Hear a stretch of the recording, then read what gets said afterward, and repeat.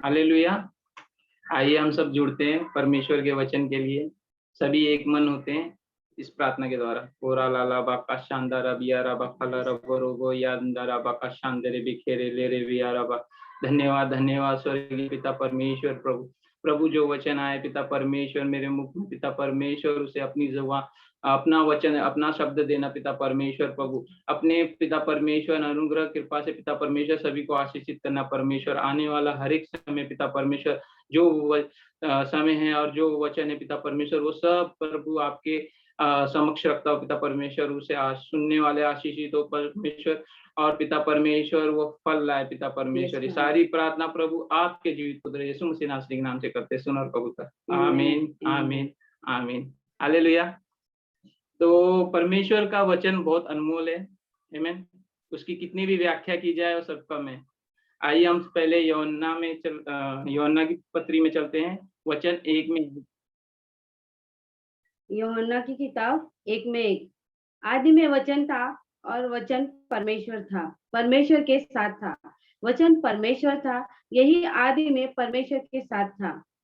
सब कुछ उसी के द्वारा उत्पन्न हुआ है और जो कुछ उत्पन्न हुआ है उसमें से कोई भी वस्तु उसके बिना उत्पन्न नहीं हुई है। आमीन हालेलुया। क्योंकि परमेश्वर का वचन कहता है, आमीन, कि जब सृष्टि की रचना हुई तो परमेश्वर के वचन से ही हुई। आमीन हालेलुया। उस वक्त कुछ भी पहले सृष्टि में नहीं था, परमेश्वर के वचन के द्वारा ये सारी सृष्टि बनी जिसे हम देख रहे हैं आज। आमीन। और यही वचन देहधारी हुआ जो हम अभी आगे देखेंगे। आप सभी मुझे बताएंगे कि परमेश्वर ने पेड़ पौधों की रचना कब की? सिर्फ मेरे को फिंगर दिखाइए, कौन से दिनों में परमेश्वर ने पेड़ पौधों की रचना की? वृक्ष कब बनाया है? Hallelujah hallelujah. मुझे 2 फिंगर दिखे, बाकी आंटी को दिखेंगे। क्योंकि परमेश्वर ने तीसरे दिन, आमीन, तीसरे दिन पेड़ पौधों की रचना की। आमीन। जब हम उत्पत्ति की पत्री में आते हैं, जब हम पढ़ना शुरू करते हैं तो उसमें हम देखते हैं कि परमेश्वर ने तीसरे दिन 11 में 13 देखेंगे हम, उत्पत्ति 1 में 11 में उत्पत्ति 1 में 11 से 13 वचन देखेंगे। उत्पत्ति 1 11 से हम 1 में 11 से पढ़ते। फिर परमेश्वर ने कहा, पृथ्वी से हरी घास तथा बीज वाले छोटे छोटे पेड़ और फलदायी वृक्ष भी, जिनके बीज उन्हीं में एक एक की जाति के अनुसार है, पृथ्वी पर उगे और वैसा ही हो गया। इस प्रकार पृथ्वी से हरी घास और छोटे छोटे पेड़ जिनमें अपनी अपनी जाति के अनुसार बीज होता है और फलदायी वृक्ष जिनके बीज एक एक की जाति के अनुसार उन्हीं में होते हैं और उगे। और परमेश्वर ने देखा कि अच्छा है, तथा सांझ हुई और भोर हुआ। इस प्रकार तीसरा दिन हो गया। आमीन हालेलुया। आप सब सही थे, तीसरे दिन ही परमेश्वर ने वृक्ष की रचना की। मेरा जैसे अध्याय में जो शीर्षक है मेरा, परमेश्वर का आत्मिक वृक्ष। आमीन। क्योंकि परमेश्वर ने अपने वचनों द्वारा वृक्ष की रचना की। आमीन। क्योंकि यह यूं ही नहीं हुआ। जब हम परमेश्वर के पुस्तक को पढ़ते हैं, बाइबल को, पवित्र शास्त्र को पढ़ते हैं, तो हम देखते हैं परमेश्वर ने किस तरह आदम की रचना की और किस तरह परमेश्वर यीशु सृष्टि पे जने। आमीन हालेलुया। तो जब हम ये देखते हैं तो इसमें परमेश्वर ने बताया उसने सबसे पहले मनुष्य नहीं बनाया, सबसे पहले क्या बनाया? पेड़ और पौधे। आमीन। मनुष्य की रचना से पहले उन्होंने पेड़ और पौधे बनाया। हालेलुया। क्योंकि परमेश्वर सारी चीजें मनुष्यों को देना चाहता था, इसलिए वो किसी भी चीज की पहले कमी नहीं रखा, भरपूरी से हर एक चीज को मनुष्य के लिए उन्होंने पहले सृष्टि पे रचित किया। आमीन हालेलुया। तो हम अभी एक उत्पत्ति 1 में वचन 29 देखते हैं। 1 में 29। फिर परमेश्वर ने कहा, सुनो, जितने बीज वाले छोटे छोटे पेड़ सारी पृथ्वी के ऊपर है और जितने वृक्षों में बीज वाले फल होते हैं, वे सब मैंने तुमको दिए हैं, वे तुम्हारे भोजन के लिए है। आमीन हालेलुया। जैसे कि मैंने कहा, परमेश्वर ने मनुष्य को अंत में बनाया क्योंकि वो प्रभु है, वो किसी भी तरीके से अपने जन को भूखा या तड़पता हुआ नहीं देखना चाहता था, इसलिए उसने सारी चीजों को बनाया और ये बताया कि ये तुम्हारे भोजन के लिए है। आमीन, हालेलुया। तो हम मतलब जो भी हम खाते पीते हैं या जो भी हमारे ज्यादातर अधिकतर चीजें वो हमें पेड़ पौधों से ही मिलती है, जैसे कि हम सभी जानते हैं, और ये हमारा ठहराया हुआ नहीं है, ये परमेश्वर का ठहराया हुआ है। आमीन, इससे ये सिद्ध होता है वचन। हम अब 2 में 9 में चलेंगे। हाँ, उत्पत्ति उत्पत्ति 2 2 में में 9। 9। और यहोवा परमेश्वर ने भूमि से सब भांति भांति के वृक्ष जो देखने में मनोहर और जिनके फल खाने में अच्छे हैं उगाए, और वाटिका के बीच में जीवन के वृक्ष को और भले या बुरे के ज्ञान के वृक्ष को भी लगाया। हालेलुया। परमेश्वर ने यहाँ पे सारे वृक्ष लगाए और उसमें भी एक ये वृक्ष भी था, भले और बुरे के ज्ञान का वृक्ष और जीवन का वृक्ष। जब हम आगे देखेंगे तो परमेश्वर ने इसके बारे में हमें आज्ञाएं दी, मतलब आदम को उस समय आज्ञा दी कि कैसे इसको ये करना है, क्योंकि ये परमेश्वर ने, इसीलिए मैंने कहा कि परमेश्वर आदम को किसी चीज से वंचित नहीं रखना चाहता था, वो उसे सारा कुछ देना चाहता था। उसी में से ये भी चीजें थी, क्योंकि वो आत्मिक जीवन में बढ़ने के लिए परमेश्वर ने उसे सारा बुद्धि और ज्ञान दिया था, सब कुछ दिया था, साथ में वचन और आज्ञाएं भी दी थी। तो उसमें परमेश्वर ने ये जीवन का वृक्ष और भले और बुरे की वृक्ष भी दी थी उस वाटिका में, जहाँ पे परमेश्वर अपने प्रेम को उमड़ रहा था उस आदम पर। आमीन, अपने अनुग्रह के द्वारा। जैसे कि हम देखेंगे अगर मत्ती की पत्री में 7 वचन, 7वें पत्री में 17 से 20 वचन। 7वें में हाँ, मत्ती 7 17 17 से 20। इसी प्रकार हर एक अच्छा पेड़ अच्छा फल लाता है और निकम्मा पेड़ बुरा फल लाता है। अच्छा पेड़ बुरा फल नहीं ला सकता और न निकम्मा पेड़ अच्छा फल ला सकता है। जो पेड़ अच्छा फल नहीं लाता वह काटा और आग में डाला जाता है। इस प्रकार उनके फलों से तुम उन्हें पहचान लोगे। आमीन, हालेलुया। परमेश्वर ने हमें इस वचन से ये ज्ञान दिया है कि हमें किस तरह से बने रहना है परमेश्वर में। जिस तरह हम मसीह जीवन जीते हैं तो हम अपने फलों के कारण जाने जाते हैं। जिस तरह हमारे कर्म होते हैं, हमारे चलने के, हमारे बोलने के, हमारे उठने बैठने के नजरिया होती है, जो हमें परमेश्वर के आज्ञा में रखती है। आमीन, हालेलुया। जब हम परमेश्वर की आज्ञा में रहते हैं तो हम एक अच्छे फल बने रहते हैं। आमीन, और उसी से हमें लोग पहचानते, क्योंकि बुरा फल लाने वाला बुरा पेड़ से होता है। आमीन, और जो अच्छे फल लाते हैं वो अच्छे पेड़ से होते हैं। आमीन, तो हम यीशु मसीह की संतान है। आमीन, और हम अच्छे पेड़ से, हालेलुया, सभी इस चीजों को ग्रहण कर सकते हैं क्योंकि हम अच्छे पेड़ से हैं। आमीन, हालेलुया।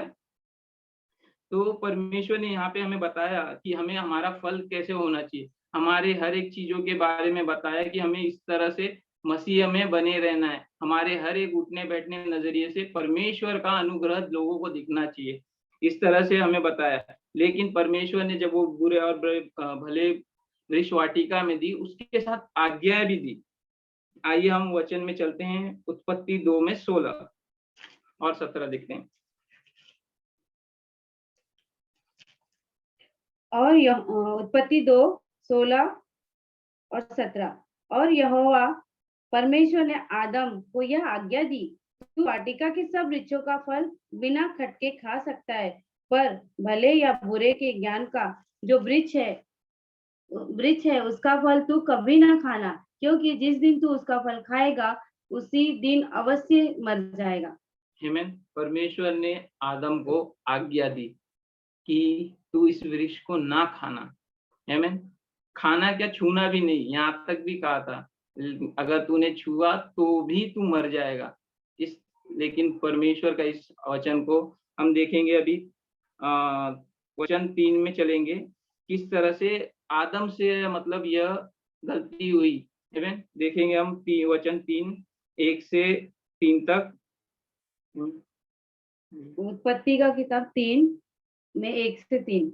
यहोवा परमेश्वर ने जितने वनैले पशु बनाए थे उन सब में सर्प धूर्त था, उसने स्त्री से कहा, क्या सच है कि परमेश्वर ने कहा, तुम इस वाटिका के किसी वृक्ष का फल ना खाना। स्त्री ने सर्प से कहा, इस वाटिका के वृक्षों के फल हम खा सकते, पर जो वृक्ष वाटिका के बीच में है, उसके फल के विषय में परमेश्वर ने कहा है कि न तो तुम उसको खाना और न तो उसको छूना, नहीं तो मर जाओगे। आमीन, हालेलुया। 3 तक पढ़ना। हाँ, तो परमेश्वर ने मतलब यहाँ सर्प देखिए किस तरह से हवा से बातें किया है। आमीन। वो पहले तो ये कहा कि परमेश्वर ने कहा है कि तुम कुछ भी नहीं खा सकते हो, जबकि हम अभी वचन में देखें कि परमेश्वर ने कहा तुम सब तरीके के यहाँ पे जितने भी पेड़ पौधे हैं सभी के वृक्ष के फल खा सकते हो, सिवाय उस दो दो वृक्ष को छोड़कर। आमीन। भले बुरे के और जीवन के ज्ञान के जीवन के वृक्ष को छोड़कर। लेकिन यहाँ पे देखो सर्प ने किस तरह से हवा से बहकाना शुरू किया। कभी भी हमें लोग इसी तरह से बहकाते हैं, हमें अपने शिकंजे में इसी तरह से लेते हैं, जो कहते हैं कि तू उधर क्यों जा रहा है, तू प्रार्थना क्यों कर रहा है, क्यों? क्योंकि जब हम अच्छे चीजों को चलते हैं, अच्छे वचनों पे चलते हैं और परमेश्वर के अनुग्रह में रहते हैं, तो लोग हमें परमेश्वर से अनुग्रह से दूर करने की कोशिश करते हैं, जिस तरह से सर्प ने हवा के साथ किया है। आमीन। सर्प ने हवा से किस तरह से बातें किया, सबसे पहले उसने उसे ये कहा, ये चेताया कि तू कुछ भी नहीं खा सकती है, क्या ऐसा कहा है परमेश्वर ने? तो हवा ने उसे जवाब दिया, नहीं, हमें परमेश्वर ने ये आज्ञा दिया है, दी है कि हमें सब चीज के खा सकते हैं सिवाय वाटिका के जो बीच में है पेड़, उससे छोड़कर। हमें बताइए, जब परमेश्वर ने हमारे बुद्धि में हमें ज्ञान दिया, हमें सारी कुछ वो दी थी, लेकिन सर्प जो है उसे किस तरह से बहकाया। ऐसे ही आज हमारे मसीह जीवन में देखते हैं हम, काफी भाई बहन हमसे मतलब मिलते हैं जुलते हैं, उसमें परमेश्वर का बीज उत्पन्न तो होता है, लेकिन वो सही तरीके से सींचे ना जाने के कारण या कहीं बहकावे के कारण, इस जिस तरह सर्प ने उसे चेताया कि परमेश्वर ने तुझे खाने के लिए नहीं कहा, ये झूठ। आमीन। इसी झूठ के कारण कई मसीह भी मसीह जीवन से दूर हो जाते, परमेश्वर के अनुग्रह से दूर हो जाते, क्योंकि परमेश्वर का अनुग्रह अपने में ही जीवन है, एक अनंत काल का जीवन है। आमीन।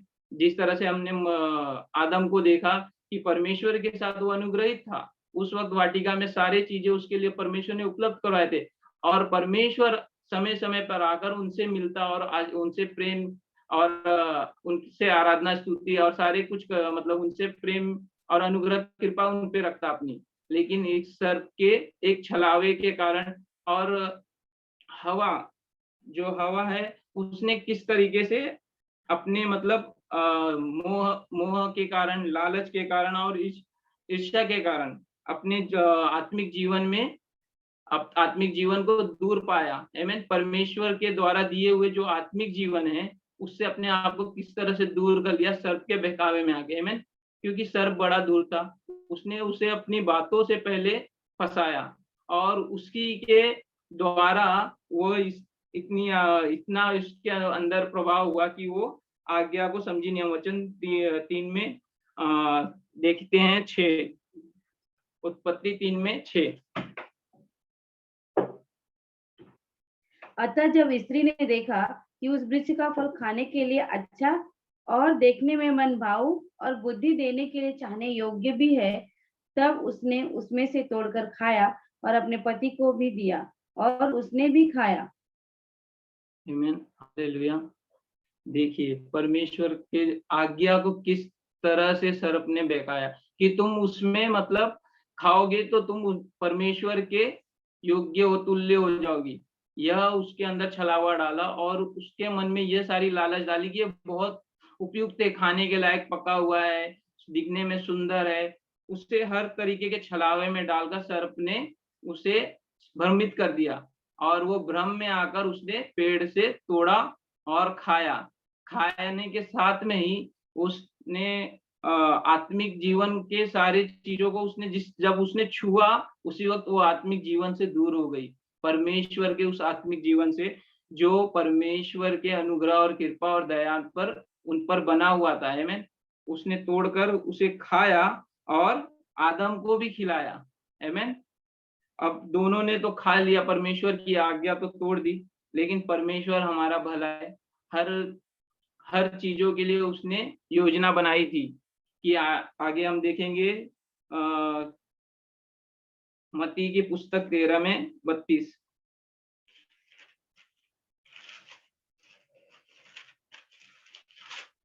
मत्ती का किताब 13 में 32। वह सब बीजों से छोटा तो होता है, पर जब वह बढ़ जाता है तब सब साग पात से बड़ा होता है और ऐसा पेड़ हो जाता है कि आकाश के पक्षी आकर उसकी डालियों पर बसेरा करते हैं। आमीन। परमेश्वर ये दृष्टांत हमें किस लिए दिखाया यहाँ पे? ये दृष्टांत इसलिए आया है कि अगर वो खाती नहीं उस भले मतलब उस ज्ञान के वृक्ष से फल को लेकर खाती नहीं, तो उसे भले और बुरे की समझ नहीं आती। आमीन। और वह काफी परमेश्वर के राज्य में छोटी सी बीज होने के बावजूद वो खूब बढ़ती और इतनी बढ़ती कि आज परमेश्वर के राज्य में मतलब इतना जो हम देख रहे हैं महामारी यहाँ पे सारा कुछ हो रखा है, लेकिन परमेश्वर के राज्य में ये सारा कुछ नहीं था और ये आता भी नहीं। लेकिन ये एक आज्ञा तोड़ने के कारण हम उस बसेरे से दूर हो गए हवा द्वारा। आमीन। क्योंकि ये हवा ने ही वो आज्ञा तोड़ी और हमें उस उस बसेरे से दूर किया। आमीन। लेकिन परमेश्वर भला है, वो हमारे लिए हर एक योजना करता है। हम वचन में देखते हैं परमेश्वर के वचन में देखते हैं उत्पत्ति 3 में 8।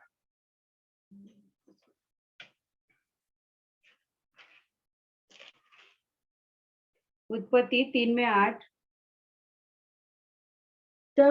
तब यहोवा परमेश्वर जो दिन के ठंडे समय वाटिका में फिरता का शब्द उनको सुनाई दिया।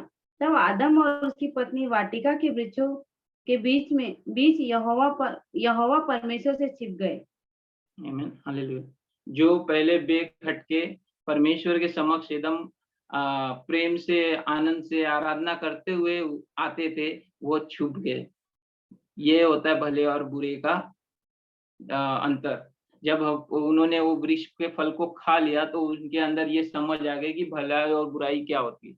और इसी के कारण लोग कई तरीके से इंसानों को भ्रमित करते कि ये गलत है, ये सही है, ये ऐसे होना चाहिए, वैसे होना चाहिए। उस पे सारी चीजों को मतलब हर एक मनुष्य के ऊपर लाद देते हैं। जिस तरह के सारे हम देखते हैं रीति रिवाजों को। आमीन। हालेलुया। यहाँ पर ये छिपने का अर्थ है वो रीति रिवाज जो हमारे ऊपर मतलब लादे जाते हैं। आमीन। परमेश्वर ने हर एक जुए को तोड़ दिया। आमीन। यीशु ने हर एक जुए को तोड़ दिया, लेकिन परमेश्वर का मतलब परमेश्वर की आज्ञा तोड़ने के कारण और वो वृक्ष खाने के कारण उस परमेश्वर के अनुग्रह और उनके कृपा में चलने वाले वो उस वृक्ष के पीछे छुप गए जाकर। वो वचन परमेश्वर की आने के उससे भास को देखते हुए। आमीन। ये कितना ही अपने में मतलब वो है कि परमेश्वर जो उन पे कृपा करता था, उन पे आशीषें बरसाता था। हमारे जीवनों में जो हम पे कृपा और आशीषें बरसाता है, जो हमें अपने वचनों से अनुग्रहित करता है। कहीं न कहीं हम इस पवित्र शास्त्र से जब दूर होते हैं या अपने जीवन से हट जाते हैं या दूसरे जगहों पे जाते हैं, हम अपने वचन को ग्रहण नहीं करते, दिन का हम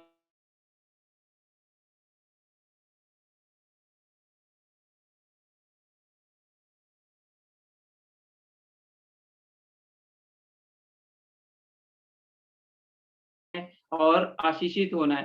आमीन। और परमेश्वर के वचन को हमें मतलब ग्रहण करना है, डेली हमें पढ़ना है बाइबल को।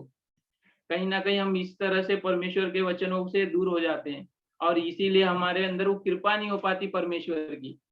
हम देखते हैं कइयों को, मसीहों को कि उनके अंदर वो डेली मतलब वाचन में बने मतलब मीटिंग अटेंड करते, सब कुछ करते हैं, लेकिन वो अपने डेली की वचन नहीं लेते। वो बीज और वो खाद नहीं लेते हैं, जो पवित्र शास्त्र देती है। जिस तरह से परमेश्वर पति साँझ को मिलने आता था आदम को, आमीन, तो उस दिन भी वो आया था, लेकिन इस समय वो भले और बुरे के वृक्ष के ज्ञान के कारण, खाने के कारण वो छुप गए। आमीन। हम देखते हैं इस छुपाव से परमेश्वर एक हमें दृष्टांत और दिया, जो हम मत्ती की पुस्तक में देखते हैं 21 में 8। हालेलुया। मत्ती की पुस्तक 21 में 8 में चलते हैं। 21 में, मत्ती का किताब 21 में 8। तब बहुत से लोगों ने अपने कपड़े मार्ग में बिछाए और अन्य लोगों ने पेड़ों से डालियां काट कर मार्ग में बिछाई। हालेलुया। एक वो आदम था जिसने अपने हाथों से घनघोर पाप किया, उस फल को लेकर खाया। आमीन। और एक यह आदम आया जो सारे पापों का खात्मा करने के लिए। हमें यीशु इस जब यरूशलेम में आता हुआ दिखा, आमीन, लोगों को आता हुआ दिखा, तो लोगों ने सबसे पहले क्या किया? वो बहुत कुछ कर सकते थे और भी, लेकिन उन्होंने पहले कपड़े और पहले पत्ते क्यों डाले? मेरे मन में ये सवाल आया, शायद आपके मन में भी आया होगा। तो मैं जब ये वाली वाचा पढ़ा, मैंने वचन कि आदम पेड़ के पीछे जाकर छुप गया, है? पेड़ के पत्तियों के पीछे जाकर छुप गया हवा के साथ। आमीन। क्यों? क्योंकि वो आत्मिक जीवन था। आमीन। एक आत्मिक जीवन से वो दूर हो चुके थे, और यीशु जब यरूशलेम में प्रवेश किया तो एक आत्मिक जीवन देने के लिए प्रवेश किया था, सारे संसार के लिए। आमीन। हालेलुया। तो लोगों ने उस समय स्वागत किस तरह से किया उनके? अपने कपड़े बिछाकर और पेड़ों की डालें देकर, कि हम परमेश्वर आपके आत्मिक जीवन को ग्रहण करना चाहते हैं। हमसे जो भूल हुई हमें क्षमा कीजिए, और हम आपके साथ जीवन में मतलब बढ़ना चाहते हैं। परमेश्वर के आत्मिक जीवन में, उस आत्मिक वृक्ष में बढ़ना चाहते हैं जो आपके द्वारा लगाया गया है, जो आपने हमें अपने छत्र छाया में लीजिए और अपने फलों से हमें अनुग्रहित कीजिए। आमीन। क्योंकि परमेश्वर भला है और उसकी करुणा सदा की है। मित्रों, इसलिए परमेश्वर ने अपना दूसरा आगमन, आदम का दूसरा आगमन यीशु के द्वारा हुआ, सारे पापों की समाप्ति के लिए। आमीन। हम आगे देखेंगे वचन में, वचन 3 में 11 देखेंगे हम। हाँ, उत्पत्ति 3 वचन 11। उत्पत्ति 3 वचन 11। उसने कहा, किसने तुझे बताया कि तू नंगा है? जिस वृक्ष का फल खाने को मैंने तुझे मना किया था, क्या तूने उसका फल खाया? देखो, यहाँ परमेश्वर ने आदम से बातें की थी। आमीन। यहाँ परमेश्वर ने आदम से बातें की कि किसने जता दिया तुझे? क्योंकि परमेश्वर जानता है कि अब इन्होंने किया है, कुछ तो गलत कर ही दिया इन्होंने, कि पहले जो मेरे अनुग्रह के लिए लालसा में एकदम हर्षित होकर समक्ष आते थे, प्रेम से बातें करते थे, जिस तरह एक बच्चा अपने माँ से जाकर लिपट जाता था, उस तरह से आदम और हवा परमेश्वर के अनुग्रह में उस समय लिपटे रहते थे, उसकी गोदी में खेला करते थे, बातें किया करते थे और अनुग्रहित और आशीष होते थे, और परमेश्वर को सारी महिमा दिया करते थे। हमें, लेकिन ये छिपने का कारण कहाँ से आ गया? तो परमेश्वर ने जान लिया कि किसने तुझे ये चिता दिया कि तू नंगा है और तू इस तरह से हो गया। तो देखते हैं हम, परमेश्वर ये चिताने के कारण वो छुप गया। आमीन। और परमेश्वर ने इस तरह से उनसे प्रश्न की। अब मत्ती में की पुस्तक में ही हम देखते हैं, वचन 21 में ही 19। आमीन। मत्ती 21 में 19। सड़क के किनारे अंजीर का एक पेड़ देखकर वो उसके पास गया और पत्तों को छोड़ उसमें कुछ न पाकर उससे कहा, अब से तुझ में फिर कभी फल न लगे। और अंजीर का पेड़ तुरंत सूख गया। हालेलुया। क्यों ऐसा हुआ? क्योंकि परमेश्वर, जब हम देखते हैं इसमें, तो यीशु को उस समय भूख लगी थी और वो अंजीर के पेड़ के पास फल के लिए गए थे, खाने के लिए। में जिस तरह परमेश्वर महिमा और आशीष महिमा लिया करते थे और आशीष आदम और हवा को दिया करते थे। हमें, तो यीशु उस अंजीर के पेड़ के पास गए थे जब वो भूखे थे, और उससे अपने भूख को तृप्त करने के लिए उस समय गए थे, लेकिन उस पेड़ में सिवाय पत्ते के उन्हें कुछ ना मिला। आमीन। हम देखते हैं कि आज हमारे जीवनों में कहीं ना कहीं परमेश्वर के वचनों की कमी होती है ना?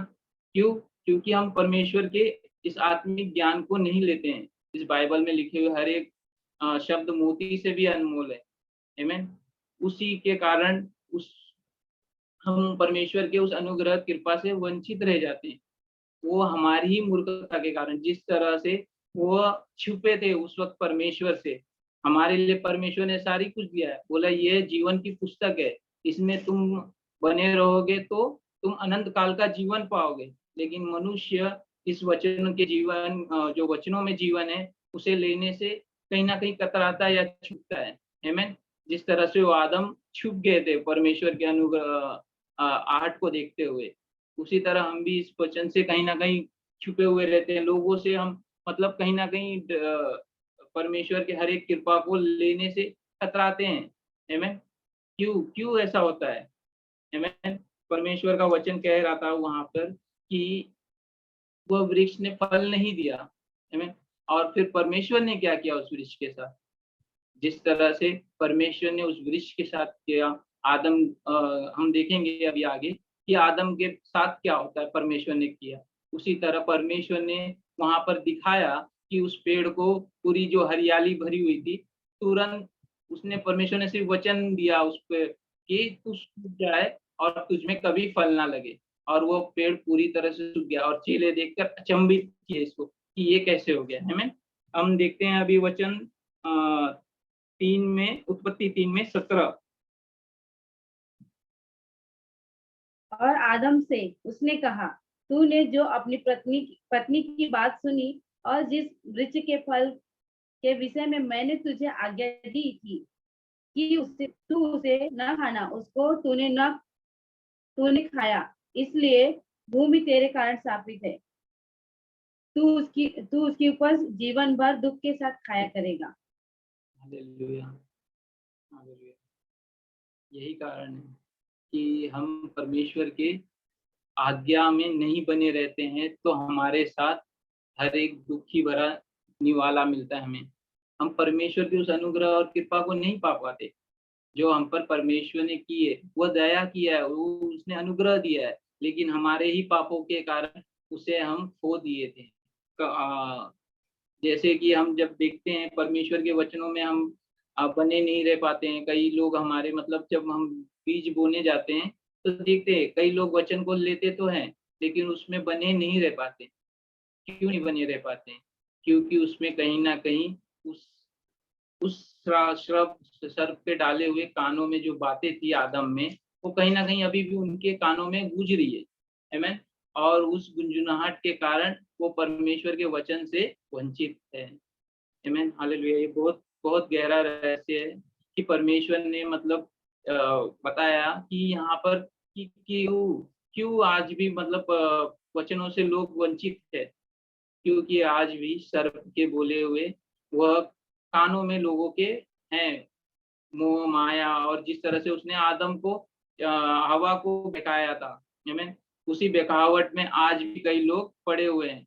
जिस तरह से परमेश्वर का वचन कहता है कि खेत तो पक चुके हैं, काटने वालों की कमी है, आमीन। तो हमें उस काटने वालों बनना है, उस बीज के लिए हमें उस पेड़ के लिए हमें आगे बढ़ना है, ताकि सारे अच्छी बीज परमेश्वर के परमेश्वर के साथ शामिल हो, आमीन। हालेलुया। हम देखते हैं वचन में परमेश्वर ने किस तरह से कहा कि तू दुख भरा उपज खाएगा। आमीन। क्यों? क्यों ऐसा कहा? क्योंकि उसने वो आज्ञा तोड़ी परमेश्वर की, जो जहाँ परमेश्वर ने उनके साथ प्रेम की वाचा बांधी थी, जहाँ परमेश्वर ने अनुग्रह, कृपा और दया रखी थी उन पे, लेकिन उन्होंने उस वाचा तोड़ने के कारण वो सारी चीज़ों को खो दिया। आमीन। धन्यवाद उस परमेश्वर का जो हम पे बना हुआ है और सारी वाचाओं को पूरा करता है। आमीन। आइए हम देखते हैं वचन में मत्ती में 21 में 21। मत्ती 21 में 21। यीशु ने उनको उत्तर दिया, मैं तुमसे सच सच कहता हूँ, यदि तुम विश्वास रखो और संदेह ना करो, तो न केवल यह करोगे जो इस अंजीर के पेड़ से किया गया है, परंतु यदि इस पहाड़ से भी कहोगे तो उखड़ जा और जा समुद्र में जा पड़, तो यह हो जाएगा। आमीन। हालेलुया। वहाँ पे परमेश्वर ने उन्हें चेताया कि तुमने बहुत बड़ी भूल कर दी है। लेकिन यहाँ पे मसीह ने आकर हमारे लिए एक विश्वास का आशा की किरण दी। आमीन। उसने कहा कि तू अगर विश्वास में बना रहेगा, तो अगर तू कहेगा तो पहाड़ भी तेरे सामने से हटकर दरिया में जा गिरेंगे। इसका क्या अर्थ है मित्रों? इसका ये अर्थ है कि परमेश्वर हमारे ऊपर कृपावान है। वो अपने प्रिय पुत्र को इस धरती पर इसलिए भेजा कि आप सभी लोग अनुग्रह और कृपा पाए और स्वर्ग के वारिस बने। आपके हर एक पाप धुले गए और आप उसके छत्र छाया में बने रहे। इस वचन से ये सिद्ध होता है कि हमारे जीवन में जितने भी पहाड़ है, जितनी भी कमियां हैं हमारे जीवन में, जो भी कुछ है, वो सब परमेश्वर के प्रिय पुत्र यीशु ने उस कलवरी क्रूस पर ले लिया और उन कमियों को ढककर हमें पूरा किया है। आमीन। आत्मिक जीवन में वृक्ष बनने के लिए हम देखेंगे लूका की पुस्तक 13 में 7 और 8।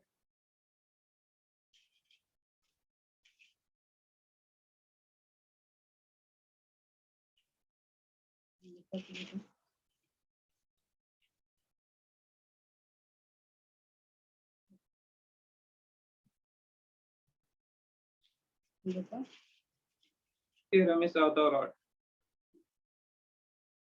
लूका 13 में 7 और 8। तब उसने बारी के रखवाले से कहा, देख 3 वर्ष से मैं इस अंजीर के पेड़ में फल ढूंढने आता हूँ, परंतु नहीं पाता। इसे काट डाल कि यह भूमि को भी क्यों रोके रहे। उसने उसको उत्तर दिया, हे स्वामी, इसे इस वर्ष और रहने दे कि मैं इसके चारों ओर खोद कर खाद डालूं। यदि आगे को फले तो भला, नहीं तो उसे काट डालना। यहाँ पे दागबारी का स्वामी कौन है? परमेश्वर। आमीन। और जो रखवाला है वो यीशु को दर्शाता है। आमीन। और दागबारी अंजीर का वो पेड़ हम है। हालेलुया। इस तरह से इस दृष्टांत को समझिए। यहाँ पे बहुत ही मतलब परमेश्वर ने अपने अनुग्रह और कृपा को भरते हुए बताया कि यीशु जब इस धरती पे आया तो आप और आपके और हमारे लिए और अनंत जो भी सृष्टि के सारे लोग हैं उनके लिए आया। वह उस सारी सृष्टि के सारे पापों को खाद और सारे जो भी है मतलब आवश्यक उनके जो भी वो है पदार्थ वो देने आया। हर एक पापों को अपने ऊपर लेने के लिए आया है। हमें कुल मिला के परमेश्वर ने यीशु जब आया तो आप सभी के हमारे पापों को उस कलवरी क्रूस पर लिया उसने। आमीन। उसने अपने हर एक चीजों से जो भी उस पे दया कृपा सारी चीजें थी उसने सारी चीजें आप और हम में दी उन्होंने ये बत दिया। उन्होंने अपने हर एक रक्त का लहू का आखिरी कतरा भी हमें और आपको दिया, वो खाद बनने के लिए जिससे हम आत्मिक जीवन में परमेश्वर के वृक्ष के फल बने रहे। हमें क्योंकि हमें परमेश्वर का वो फल दिखना बहुत जरूरी है मित्रों। तो यह यूं ही नहीं आया, ये एक अनमोल परमेश्वर के जन के द्वारा, परमेश्वर के प्रिय पुत्र के द्वारा किया हुआ कार्य है जो हमें दिखना चाहिए, जो हमें आना चाहिए, जो हमें बना रहना चाहिए। हमें हम वचन में देखते हैं रोमियो की पुस्तक 11 में 16। रोमियो 11 में 16। जब भेंट का पहला पेड़ पवित्र ठहरा तो पूरा गुथा हुआ आटा भी पवित्र है, और जब जड़ पवित्र ठहरी तो डालियां भी ऐसी ही है। हालेलुया। हालेलुया। यह वचन अपने में ही कार्य करता है। हम हमें यह मतलब वचन अपने में ही कार्य करता है। ये वचन परिपूर्ण है अपने में।